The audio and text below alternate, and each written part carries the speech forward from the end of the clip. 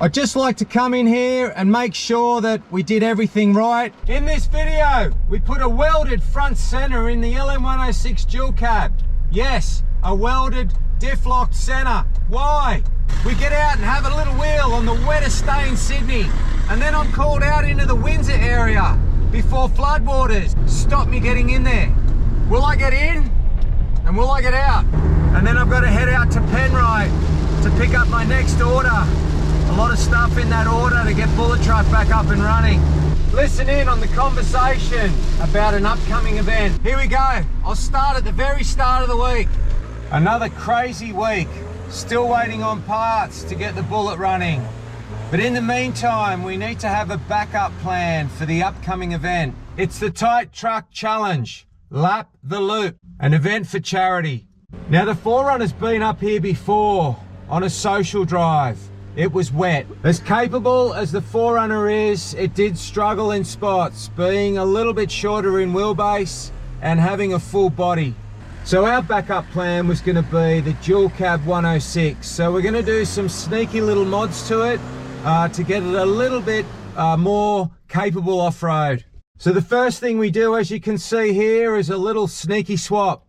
We take the road tyres off the Hilux and put them on the 4Runner, and the more rock-friendly Maxxis razors in a 33, 10.5, 15, we put them on the dual cab. Now the suspension on the Hilux isn't stock. It is a 2-inch ultimate lift, but the bigger rolling diameter of the Maxxis razors, I'm a touch worried about clearing the body. The guard itself may be okay, but I'm worried about the tyre touching this side step here. Now I really don't want to do a diff push, which is what I would normally do to run a 33. So these side steps have an end cap. We're just going to undo these nuts on the end cap and pull it off. I could trim back the aluminium extrusion here and stick the end cap back on. Now what I was thinking of using the shocks off the back of the 79, the stock ones. I wanted to see if I was going to gain anything by doing that. So eye to eye, they look the same. But I think there's going to be a difference in compressed size, just looking at where these are, but it might not be enough to actually physically change them. So a stock shock from a 79 will fit the back of a Hilux with a 2 or 3 inch lift perfectly. Especially these types, because they've got the half rubber bushes. Change the bush and suit any pin. Also too, with the smaller tyre, I'm going to be giving up a lot of height against the bigger trucks. So we had this, we modified this to suit the dual case before we made up that second dual case cross member that we've got now. And then we've got a third one now with the trail gear one. But what I'm going to do, I'm going to bolt this on. It's going to give me a good 60mm in clearance on the belly. So that's another little sneaky mod we'll put in. Now let me close these up and see the difference. So it looks like the 79 one compresses a little more.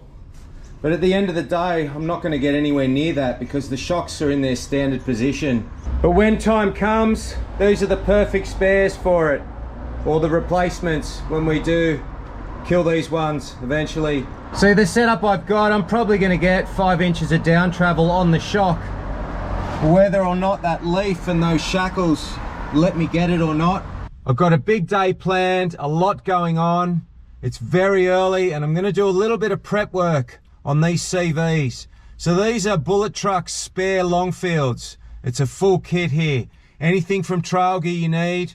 Roadrunner is one of the companies to use in Australia. We're going to use these in the Hilux. Now because we're putting in a welded center, we're putting a lot more unnecessary force and load on the CVs being locked. It's not like an air locker where I can unlock it. So as soon as those hubs get locked and I put it in low range, that front diff is locked. So these are stronger, you get a little bit more lock out of them. So the CVs don't come greased these days. Back in the day when you got them off Bobby Long, they were already pre-packed in grease. You just had to put the C-clip on the axle and pop them together. So this is the product we're going to pre-pack these CVs with. Now every time I come into the garage and grab another Penrite product, I feel so honoured, privileged and lucky that I'm an ambassador for such a great company. This is the CV grease. It comes in a very easy to use tube here. I try and do 1 tube per CV. So we've got 2 tubes here for the 2 CVs. I've got the Penrite wheel bearing grease to repack all the front wheel bearings when I pull the disc off. So it's just a little bit of pre-maintenance here before we get stuck into the real job later on during the morning. We're aiming for a bit more traction, so we've picked ourselves up a 4:3 ratio center. That's factory gears, that. An old school teenage years locker. It's just going to be for that one event, so there's no technical turning in this event, and the transit stages we can just free one of the hubs if we get caught out. Bit of colour.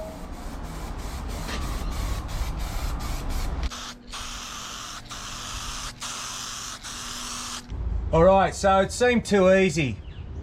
I went for a drive and it's not working.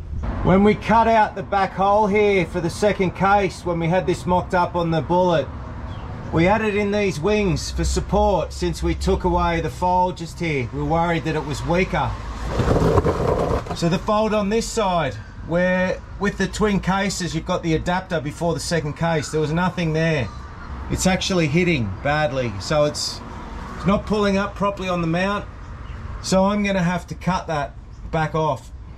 But it's not what we're here for today. We're here to change that center.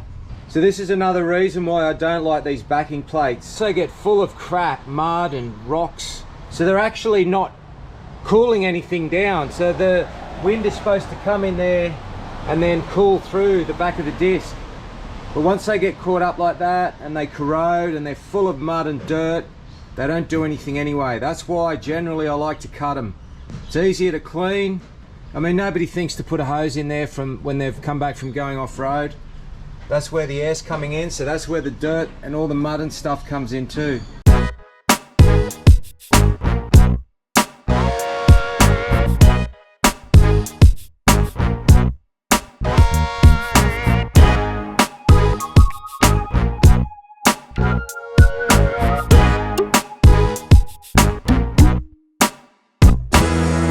Now I don't really have time to cut down that backing plate, but I don't really have time to come back in here. So I've got the grinder in the toolbox. We're just gonna have to commit to it and get it done. So I need to get this brake out of the backing plate, and I don't really want to be bleeding and stuff because I already haven't got time. But what I'm gonna do is just gently cut it here with the grinder and then fold that open and pull it out.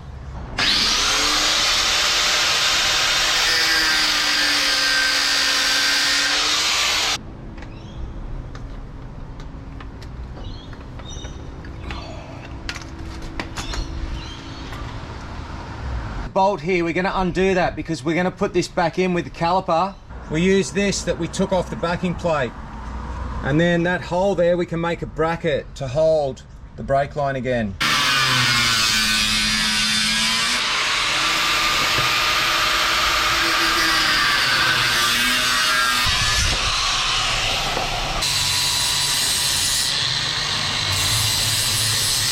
And there's our finished product. That's our packer. Not only is it neater, easier to clean, you can now separate the caliper away from it, so it's easier to get into this CV area again if you ever need to. You've got the disc exposed from the other side, so you can clean until your heart's content. Demonstration time. We'll lock this hub. It's still in two-wheel drive through the transfer case. So this side's still free, the other side's not spinning. We'll lock this side in. There you have it. Locked. Free this one, freeze it up. Lock it. Alright, last steps, get some oil into it. I'm sure there's no guess as to what oil I'm going to be putting in it. We'll put some 80-90 in it because it's only going to do one run.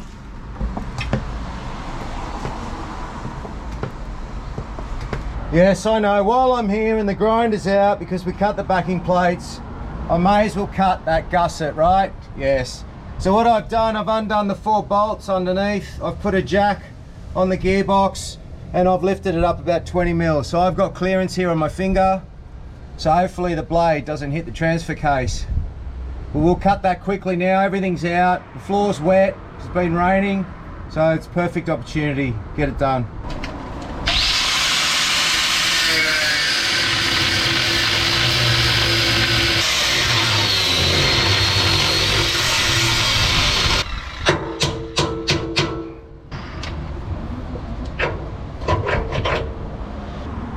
You can actually see it was just touching that corner for that little drive around the block.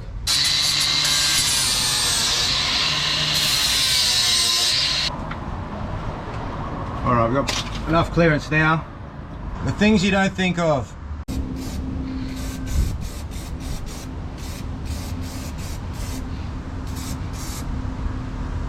So on what's supposed to be Sydney's wettest day of the year, I've got a bit of running around to do.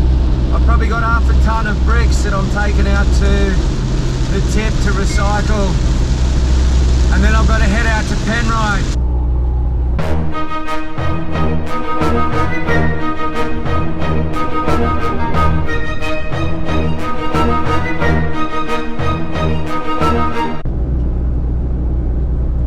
Back at the weighbridge now, and that took me a lot less time than I had thought. And I'm running early. The boys at Penrite aren't expecting me for another hour or so. It's a pity the weather's so bad. What's the worst that can happen? I get a bit wet. I've got a winch. It is wet. I've got an hour. I wouldn't mind knowing that I've dotted the I's, crossed the T's with what I just did yesterday and the install of the centre. I just want to have a little drive of it with a welded front diff. I've never driven with a welded front diff before. I think back when we were teenagers, we did a couple of rear diffs. I want to make sure that I can steer crawl ratio too, so that I'm not going to this event and I don't have the gearing to even climb anything.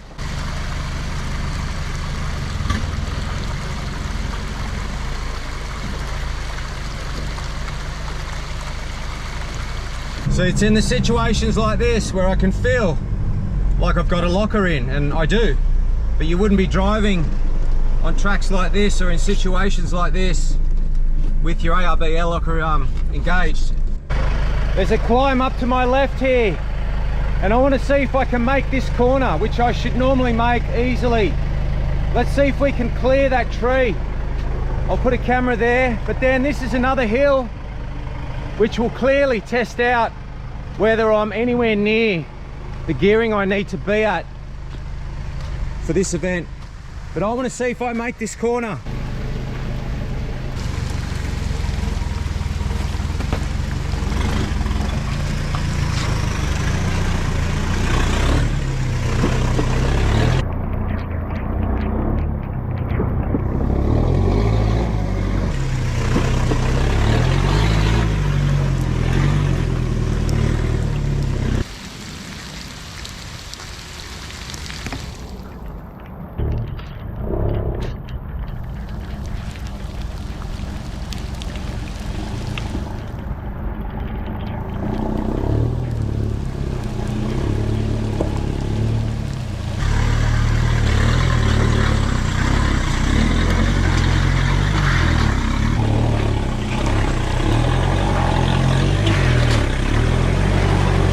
Yeah, it's way too tall to have any real control, and I'm using the brakes a lot on the downhill stuff. So I'm gonna have to consider. So Brian's coming tomorrow, we're gonna try and get Bullet running. So the backup plan is this vehicle for the run in 2 weeks. Now I have got up my sleeve the transfer case out of the 4Runner. I'm happy to rip that out and put the 4.7s in the back of this. It's the same case, just borrow that transfer case. I could be overthinking it all. I want to go to this event and give it our best shot. We're going to have the smallest truck, no doubt, if we take the 106.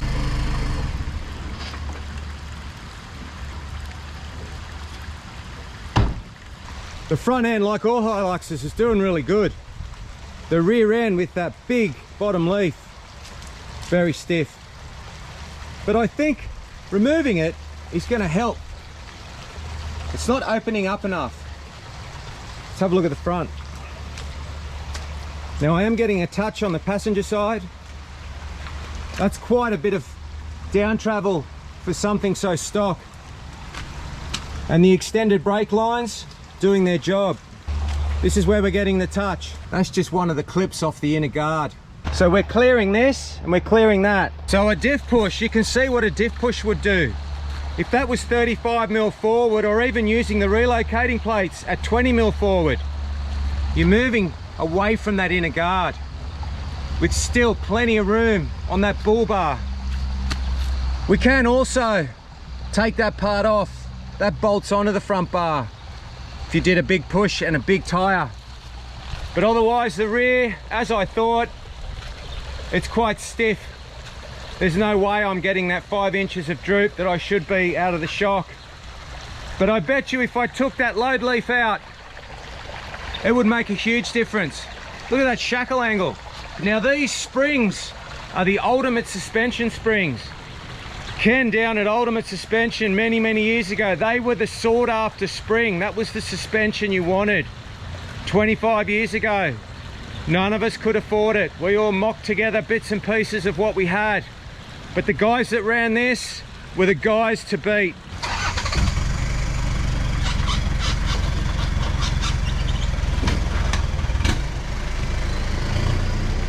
It definitely does feel quite tall, that first gear low range. The tallest setup I've got out of all my trucks. They're 4.3s and standard case. I'm not going to necessarily say I liked it, but it will serve its purpose for this one event. We had the center. I didn't want to pull 2 centers out of the Forerunner and put 2 air lockers in. ETA on RD 132s from ARB is unknown, so even if I wanted to, I can't get air lockers for this dual cab at present.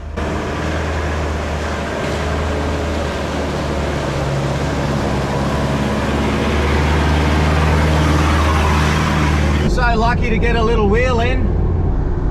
Off to Penrite. Oh, somebody's going to get wet here. They got the door shut, and rightly so.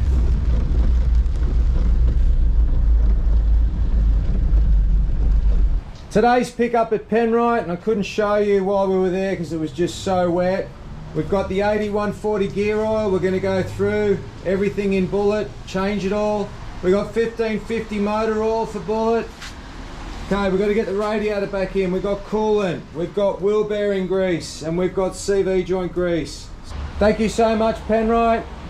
Hopefully we get all this good stuff in Bullet and we get it going. Then I've got to go and pick up a parcel in the Windsor area, which is all of a sudden flooding. So this all's gonna flood, they think. You can see how easily they're gonna get cut off. She said tomorrow we won't be able to get out.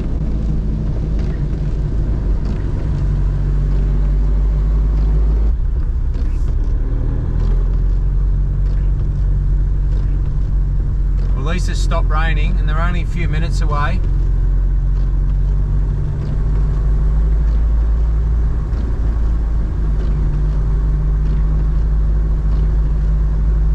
Okay, that's the parcel we came to get. They look awesome.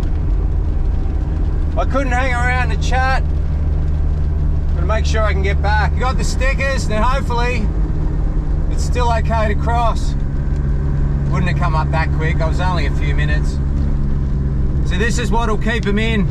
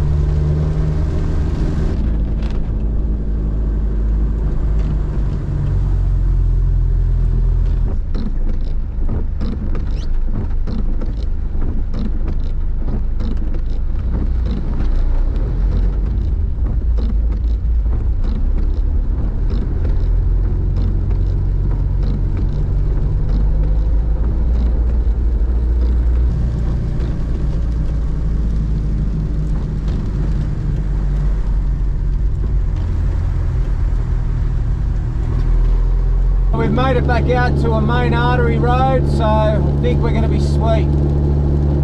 But in all that panic and excitement, I missed a phone call from Braden. Braden's the guy that's organising that event. Better give him a call. Hello? Hey mate, how are you? Good, you? Yeah, not bad mate. Just wanted to speak to you about this rain situation with the event. Oh, I've just been up through Windsor. and Yeah. people are going to get cut off. Like I reckon I was one of the last groups to get through this section of water. Well, they're suggesting it's going to come up here, so we're currently, I mean, we're 9 days out from the event. Yeah. 3 of those days is scheduled rain, and that leaves sort of 2 days until the day of the event. It's not going to dry out in that sort of time, so No. I'm thinking we postpone it. Yeah, probably a good idea. So you were thinking about going up there this weekend for a working bee anyway, weren't you? Or at least to scout it out? Well, the plan was, yeah, to go through and really, because I mean the tracks can change that quickly, as you would know, just to make sure we're not throwing anyone in the deep end too far. So yeah, we were going to go and scout it, see how it is, but probably not wise to go anywhere near it this weekend with the weather. Yeah. And I don't think we'd have the opportunity to dry it out or anything. It's just too wet. Well, mixed feelings for us, because I put a bit of work into the dual cab and I took it for a run today and it went all right. But, and honestly, you're the biggest point of my concern is because you've been working your heart out, and I've been watching the whole process, and I really do feel for you. But at least Bullet should be up and running if it's postponed. Well, he's hoping everyone's going to have all their cars at their full potential, and we're ready to roll and do it properly. So yeah, cool. I'm going to stop and see Nick and the boys from CarTech Tyre and Auto on the way home. Put one of these stickers in his office and let him know the bad news about the postponement. After all, he is the main sponsor of the event. So let's hope the weather doesn't ruin this weekend's plans. This weekend was the 79's maiden voyage with me behind the wheel in low range. I hope you enjoyed this video, and remember, it's postponed, it's not cancelled. And as always, thanks for watching.